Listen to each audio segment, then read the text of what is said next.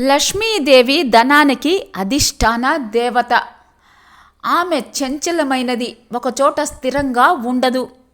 ఆమెని స్థాయి రూపంలో ఇంట్లో నిలుపుకోవాలని ప్రతి ఒక్కరూ ఆసక్తి కనబరుస్తారు.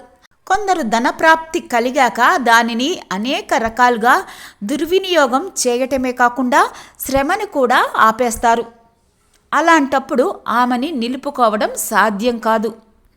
ఇంతకీ ఆమె ఎందుకు అలుగుతుంది? అలా అలగకుండా మనమేమైనా ఉపాయాలు చేయగలమా అన్న ప్రశ్నకి సమాధానాలు ఇవిగోండి. మంగళవారం రోజు అప్పు తీసుకోకూడదు. అలా చేస్తే లక్ష్మీదేవి అలగడమే కాకుండా అప్పును స్థాయి రూపంలో నిలిపివేస్తుంది. బుధవారం రోజు అప్పు ఇవ్వకూడదు. అలా మాటిమాటికి చేస్తే లక్ష్మీదేవి అలగడమే కాకుండా ఇంటి నుంచి వెళ్ళిపోతుంది. తామర పూలను, బిల్వ పత్రాలను నలపకూడదు. ఈశాన్య కోణంలో వంట ఇంటిని కానీ శౌచాలయాన్ని కానీ కట్టకూడదు. పూజా గృహంలో ఎంగిలి, అశౌచము ఉంచకూడదు. నగ్నంగా స్నానాన్ని చేయకూడదు.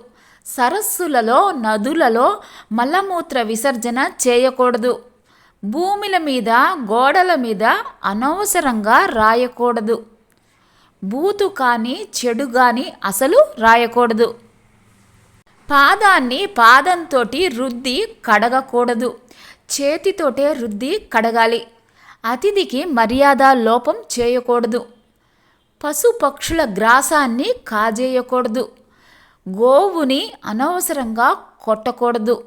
సంధ్యా సమయంలో ఇల్లు, వ్యాపార స్థలం ఊడ్చే పనిని చేపట్టకూడదు.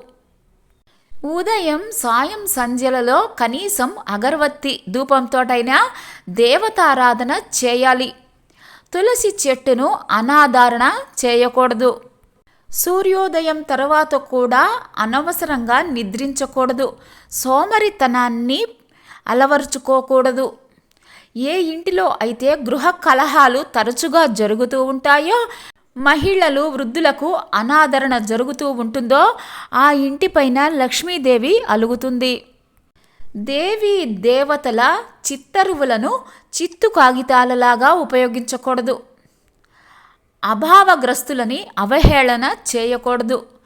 వంచనతోటి తీసుకున్న రుణాన్ని తీర్చకుండా ఆలస్యం చేయకూడదు. వ్యాపార నిమిత్తం కాకుండా ఎంగిలి, అశౌచము, అబద్ధము, జూదము, లాటరీ లాంటి పనులు చేయకూడదు. వ్యసనానికి బానిసలు కాకూడదు.